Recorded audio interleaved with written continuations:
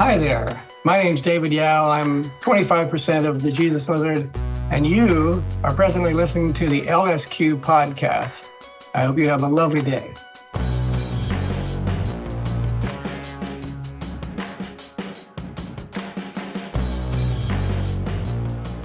What's up? It's Jenny Eliscu. Thanks for getting into episode 111 of the LSQ podcast with David Yao of the Jesus Lizard, who have been one of my favorite bands since the early 90s and who just put out their first new album in 26 years, an excellent LP called Rack that is in stores and online now.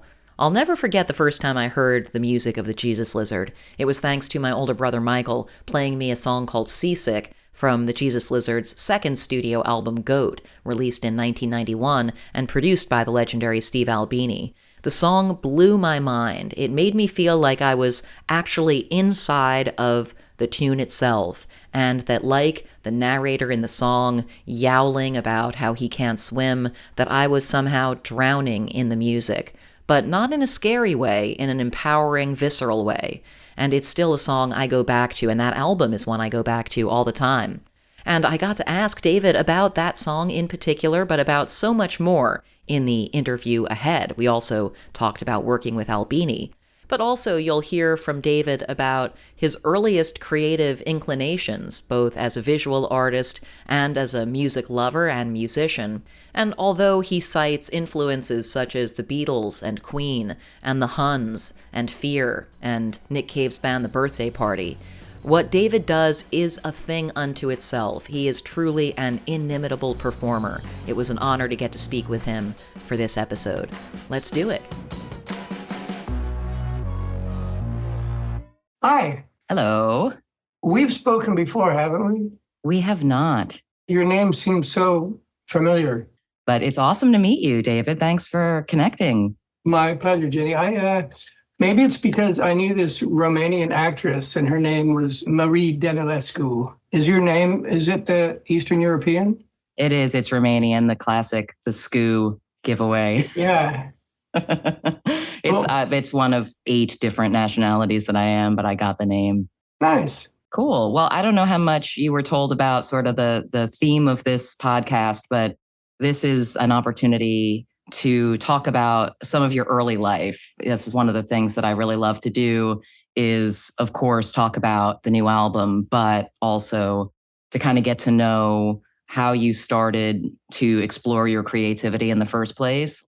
And so, yeah, I want to begin by asking you what you remember about the first times you ever felt creative or a creative spark.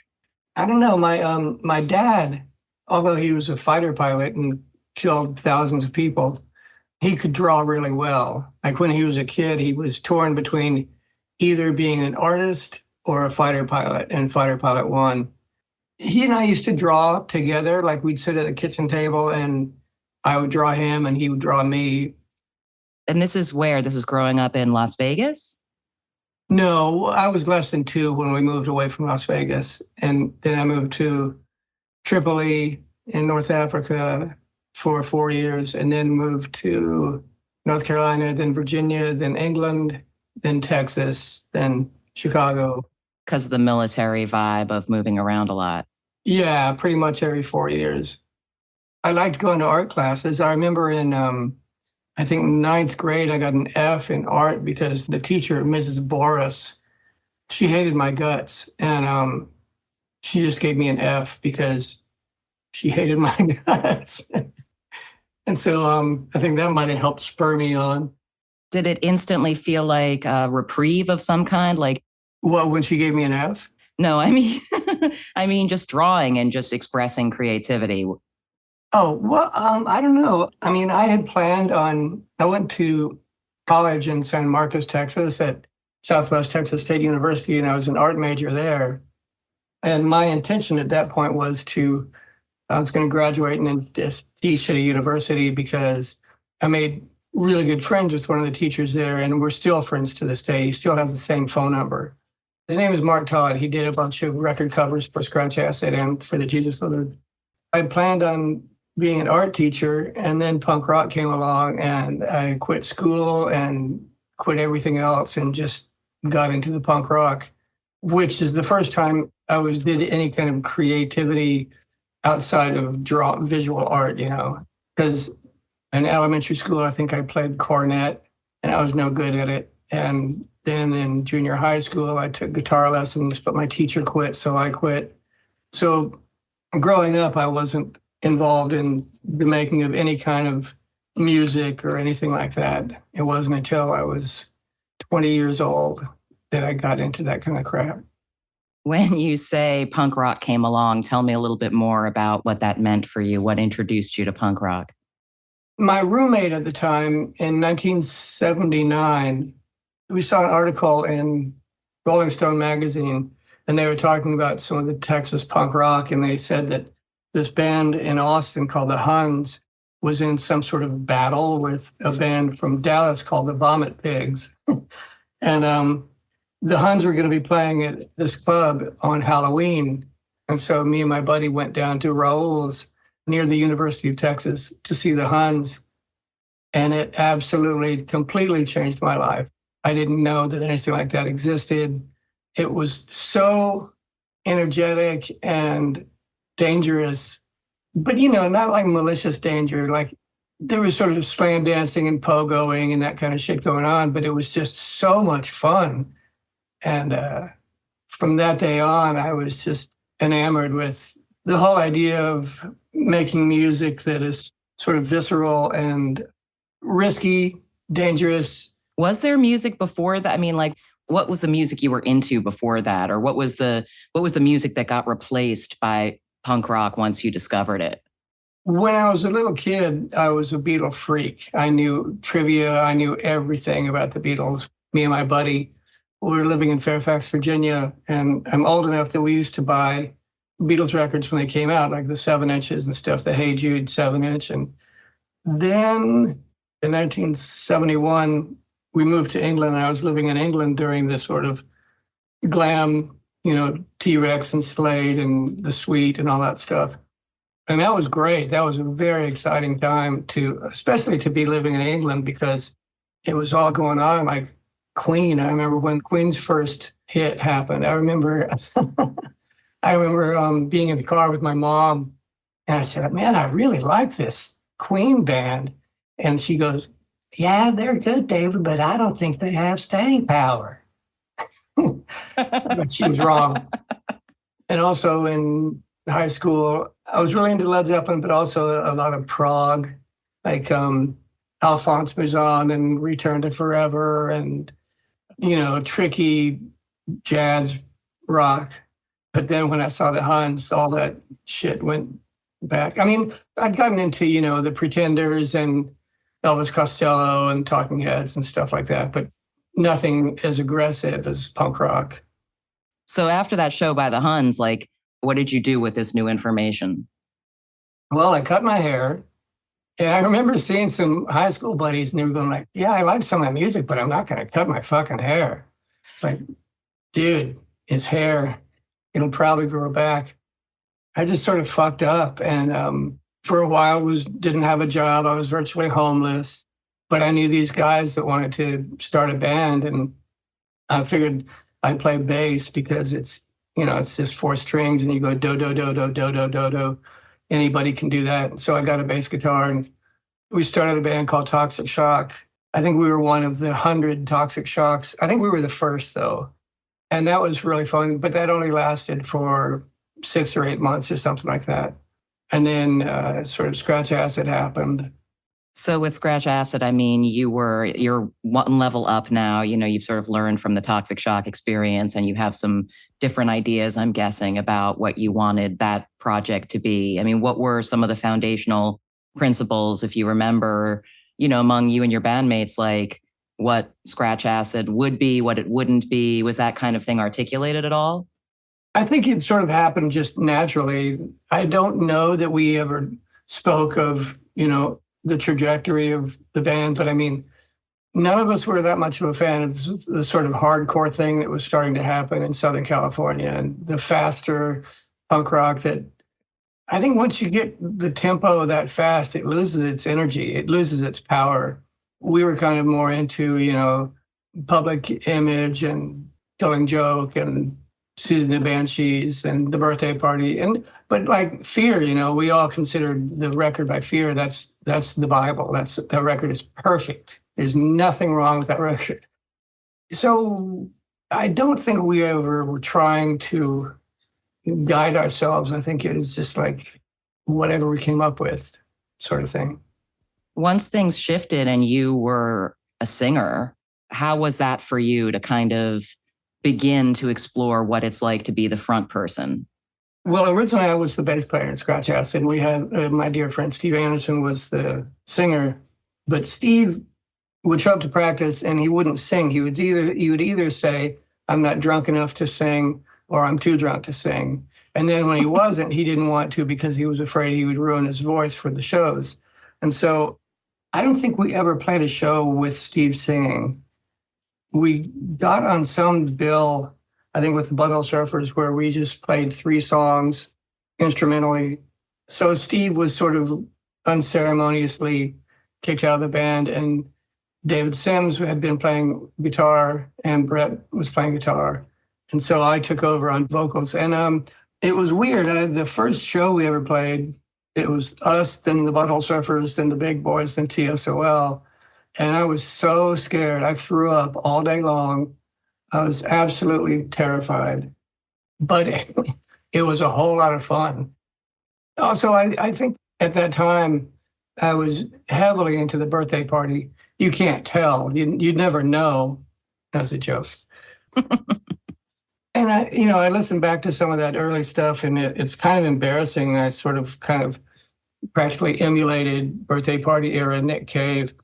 But I think that that's allowable because I think that oftentimes when you're early on in some sort of creativity bullshit, it's natural to emulate the people whose works you really admire. And then ideally and hopefully you will metamorphose into your own thing. And I think that happened. I don't think that I kept doing, Nick Cave impersonations. I always think that like that thing, the anxiety of influence kind of thing is, it's not real. It's like no one can really sound like someone else, like you're always going to sound like you, whatever you're inspired by, it's still filtering through a real human body that's like an individual person. And so it's going to come out, even if it's just slightly different, so no matter how hard someone might try to copy something, like it's always going to have shades of difference of your, humanity or whatever. And that's what makes it special, is all the other things it combines with, and then it comes out through the channel of you.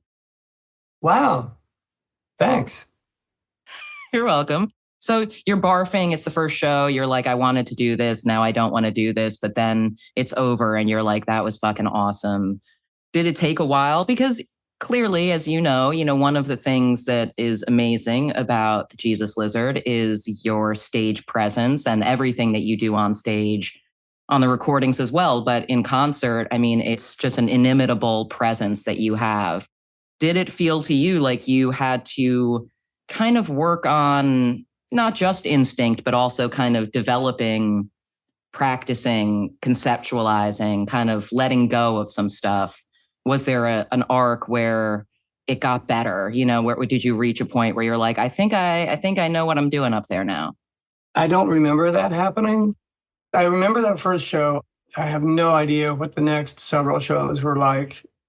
Around Austin, which was a relatively small thing, we did get a lot of compliments. We had a lot of people said really nice things about us, that, we weren't like the other bands around town and stuff. But we were tremendously influenced by the Dicks and the Butthole Surfers and stuff. Like, I think they contributed a lot to our sense of, or at least my sense of humor. As far as any kind of on stage persona, I think I just was doing, the best I could. I've always been aware that it's entertainment.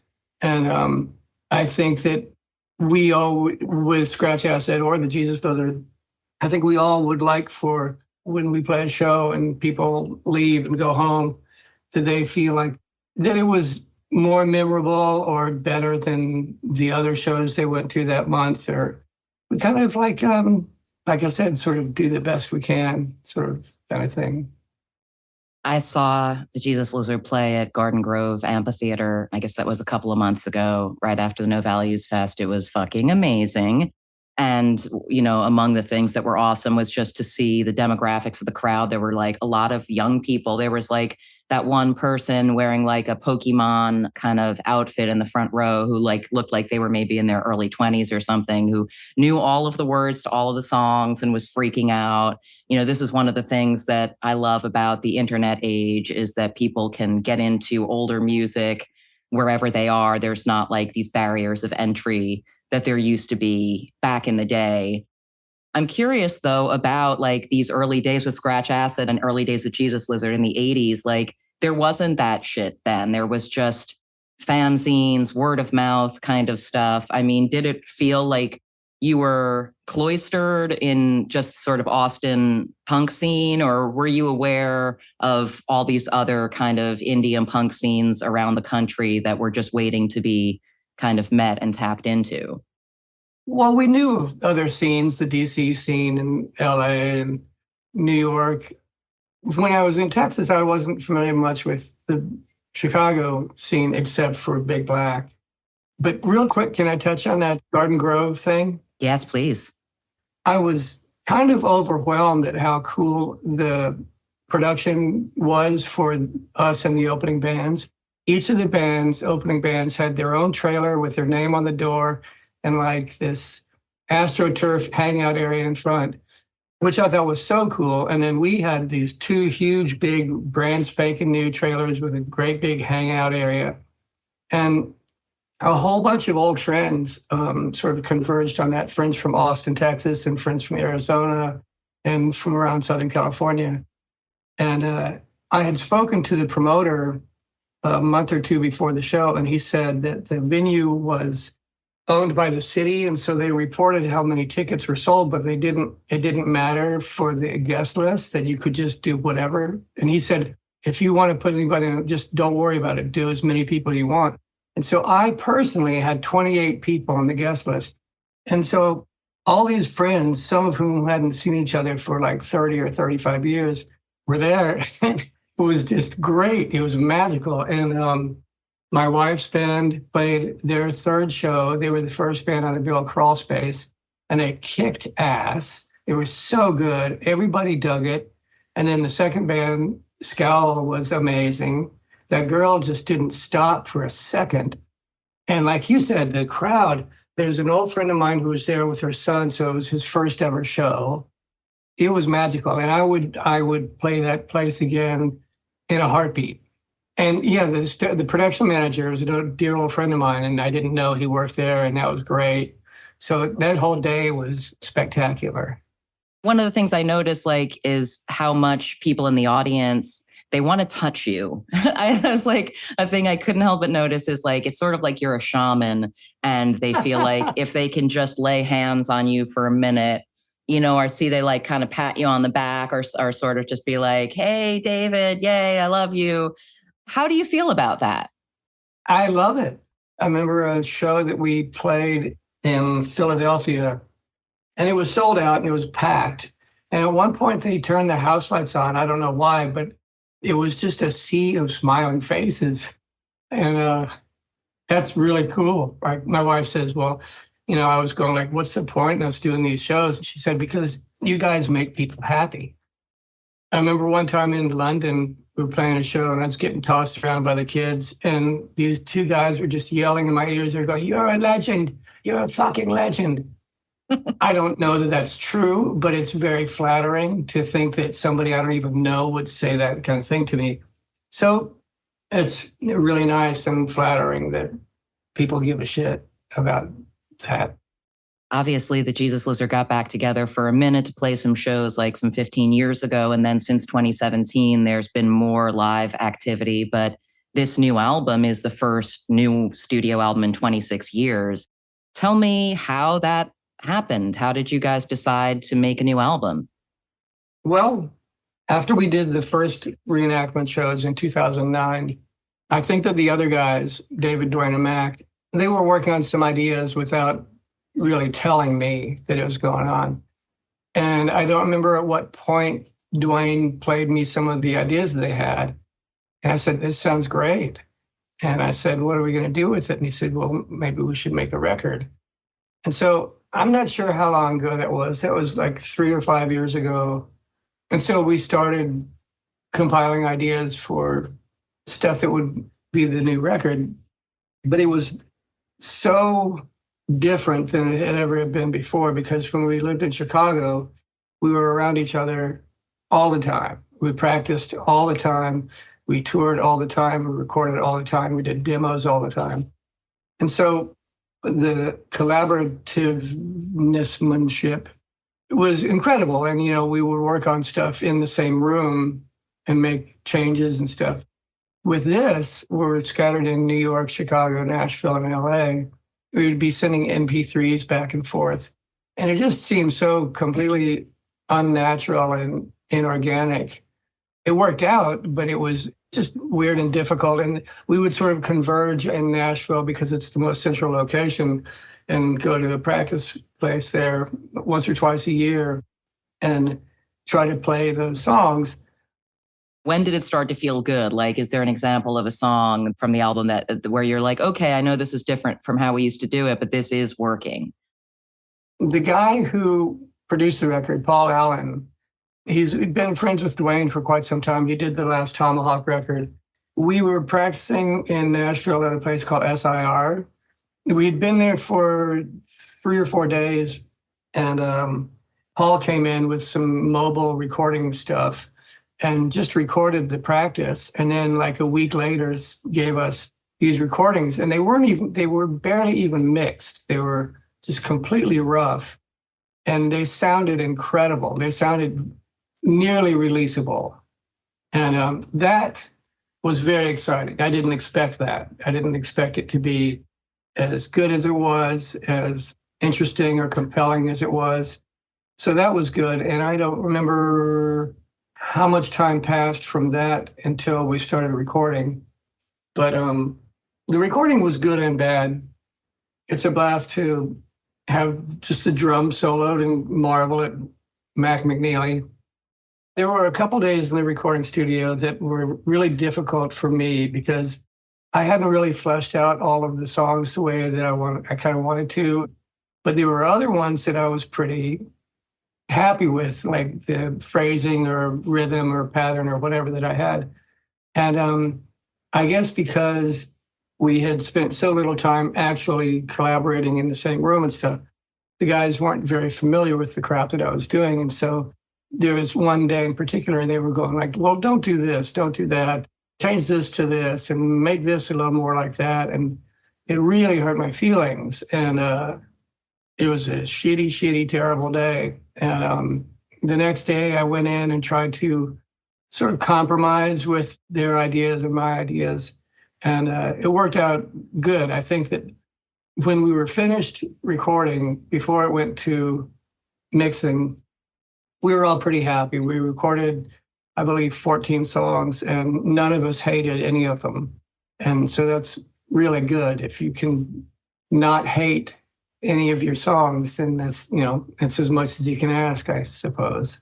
Your writing process, your lyric writing process in particular, I mean, how much refinement does it undergo? Obviously, you've described the situation where they're like, change this, but normally either in the before times or just when you've worked on your own music, any music you've done since then, how much of it is just instinct and then sort of sticking with some of what came to you instinctively versus really getting into the words and the phrasing and refining it?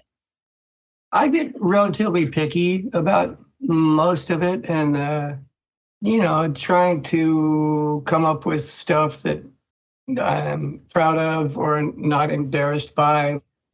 So at the beginning of whatever lyrical idea I have, we'll usually go through a lot of changes.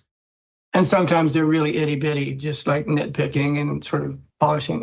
So yeah, I mean, one of the songs, I don't remember the name of it, but at the end of it, I repeat, I forecast them stupid. I think it repeats 8 times. And the last 2 or 4 of those, it sounds like I say, I saw Captain Stubing. And I think that's hilarious. I wish that I had put on the lyric sheet that I saw Captain Steubing, because that's some pretty good lyrics. But there's that. Yeah, I mean, I think like as a fan, I one of the things I appreciate, like let's just say a song like Seasick, for instance, where as a listener, it feels like you're drowning. You can make out what some of the words are, but you can't make out what others of them are. You can't tell if some of it's improvised or not, but it just feels like the song. You know what I mean? It feels like you're living inside of the song because of the repetition of the lyrics, the fact that the phrasing of it changes. And so you can, a la Captain Steubing in the example you give, you can find new word shapes amongst the repetition. And so I guess that's why I'm so curious about the element of improvisation versus like carving into stone what the lyrics are going to be and doing it that way kind of every time.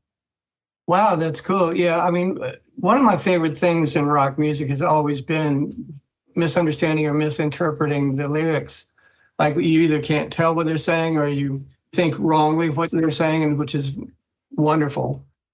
This record, more than previous ones like Seasick, I remember coming home from practice when I sort of got seasick down. I was so excited. I remember my wife at the time, I was throwing her around the bedroom, having so much fun because I was so excited about that song. And in those days, it was not uncommon for us to give songs road time, like playing them out live before the recording was released. And they sort of, they grow that way, and sort of things change and end up different than they had originally been. This time, there's not any of that. Outside of Lord Godiva, we had not played any of those songs live ever. So that was weird, but I'm glad to say that I think it worked out okay. There was not as much improvisational shit as previously. And also, I think I consciously don't do nearly as many, Yowisms with just the weird noises and grunting and whatever, just because I felt like I'd done that so much. Like even when we were recording Blue with Andy Gill, and I loved Andy, he was a blast to work with, but he would encourage me to do more of that stuff. And I was going, Andy, I've done this 1,000 times. I don't want to go, like enough. So there's not as much of that on Rack as there had been on previous records. You mentioned working with Andy Gill and you mentioned Paul Allen for this new album. I definitely want to hear, though, a bit about Albini and RIP. Obviously, we just recently lost him. But for listeners, Steve Albini produced the first 4 Jesus Lizard albums. And I'm curious, whatever you want to say about what you remember most fondly about that experience and what made him great in your view. There was a few years when Steve and I were besties, and we hung out a lot. And he always struck me, he was kind of a genius. He remembered everything that he ever learned. Working with him in the studio was really fun because it was very experimental, more with the recording the vocals than other stuff. But he had a bunch of really fun ideas. Like there was one song that we taped a PZM microphone to the top of my headphones, and I sang into a big, large plastic trash can. And there was a song or two, I think maybe even Seasick, where I laid on my back in the room and had a microphone suspended from the ceiling that hung down to my mouth. And then I held one over my chest. And then there was another one suspended from the ceiling. And as we started recording, I kind of threw it so that it would go in a circular pattern around me. And so the phase would shift on those microphones. And so it makes up just this sort of weird thing that may or may not be good, but it's certainly fun to fuck around with. There was a memorial for him that I was unable to go to. But I thought about, like, if I had been there and was asked to say anything, there are so many stories I have of what an incredible mind he had. Like, one time we were down in Texas and we were at my parents' house, and Steve and my mom and dad and I were playing Scrabble. And the Scrabble tiles are wood, and they stamp the letter into there, and there's made a little bit of 3D-ness to it, sort of embossing. And one time Steve played a word and he was counting up his words, and he said 11 points for this E. And obviously when it's stamped, it sort of shifted, and there were 2 ones instead of just a 1. And we said, well, the E is only worth 1. He said, well, not this one. And we pulled out the rules, and it said the value of each letter is on the left bottom of the tile. And it said 11, so he won. And just shit like that, like Spin Magazine asked me to do an interview with somebody, just whoever I wanted. And so I talked to the dean of the Kinsey Institute, the sex research people. He was down in Indianapolis, and I went down there, and this was before the internet or anything like that. And so I had a little tape recorder, and I was transcribing the interview. And at one point we were talking about sperm, and he said, I had been told that sperm would make a good facial lotion. And I asked him that, and he said, well, I can't imagine why, because it just has sugars, proteins, and biscuits. And I could not figure out what he was saying. I listened to it over and over and over. And so I called Steve and I said, what's in sperm? And he goes, sugar, proteins, and prostaglandins. I mean, do you remember that? I don't know that I ever learned that. And if I did, I certainly haven't remembered it. Total recall. Yeah. So like you're saying, he remembered everything he learned. That's wild. Yeah. I also just, describing the microphones and recording Seasick or whatever, of course, legendarily, like Steve Albini does not want to be called a producer. He's recorded by Steve Albini. But then I think about things like that, and it's like, well, that is the epitome of what a producer is. If it's coming up with an idea to sing it into a trash can or try laying down or put the microphone on your head or whatever, it's interesting that he was so humble and reluctant about the P word or. Even when I met his father, I said, your son is the world's dumbest genius, because he is a genius, but he had... in the whole I'm not a producer thing, yeah, you are. You produced those records of ours. And particularly a long time ago, he really lived in a black and white world. There was very little medium or grays. As he got older, in the last 20 years or so, he's become more open to or allowing other people to have their opinions about stuff that doesn't necessarily align with his. As I know, you do other creative stuff and other stuff in life. We mentioned cats in passing. I know you have painted cats, and you do a lot of visual arts and some acting as well, and graphic design. And I hear you're an amazing cook. What are some of the things, like, besides more Jesus Lizard, potentially more new Jesus Lizard music if it feels good?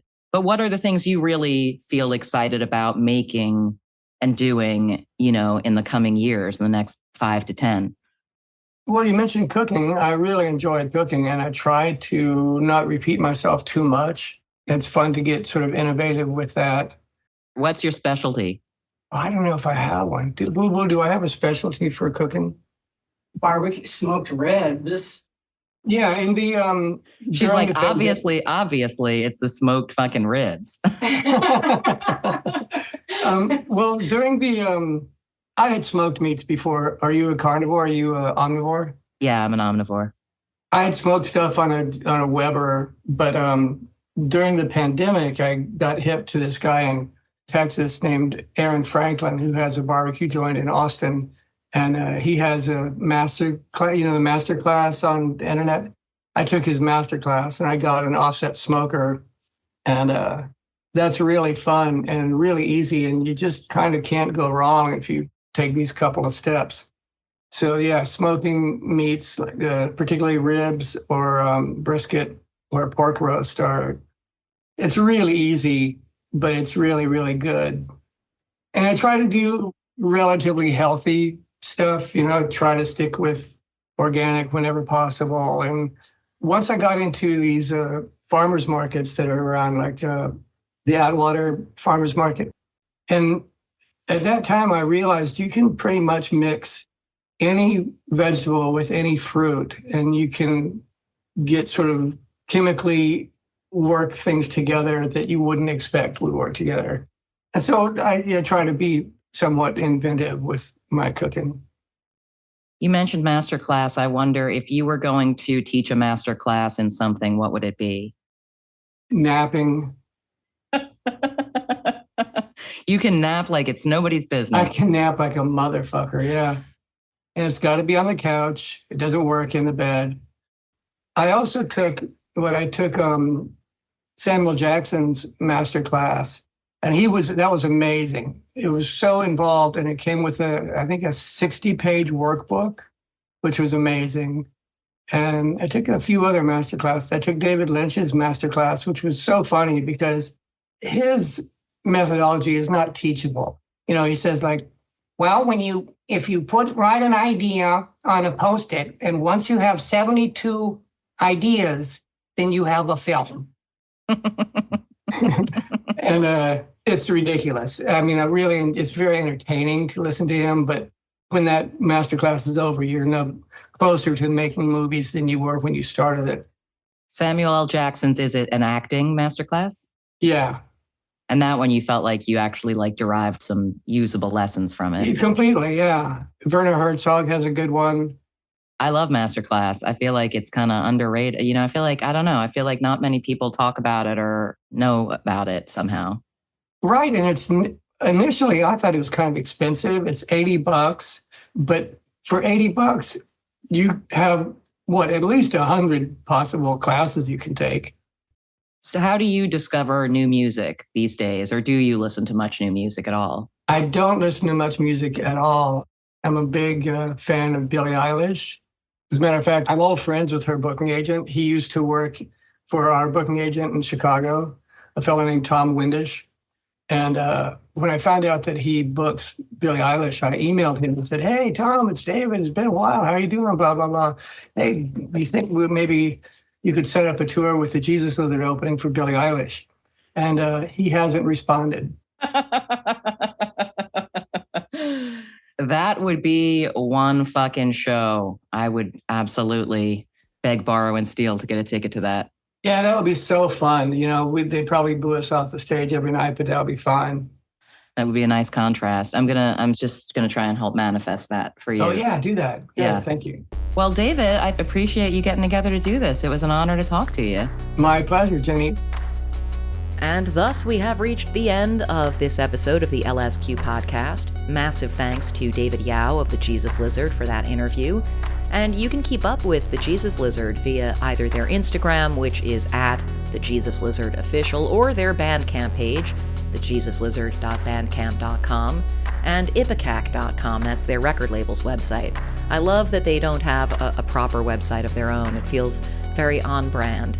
And you can find other episodes of the LSQ podcast at jennylsq.com and on all of the podcast platforms. And feel free to reach me with your feedback or questions at jennylsq on Instagram.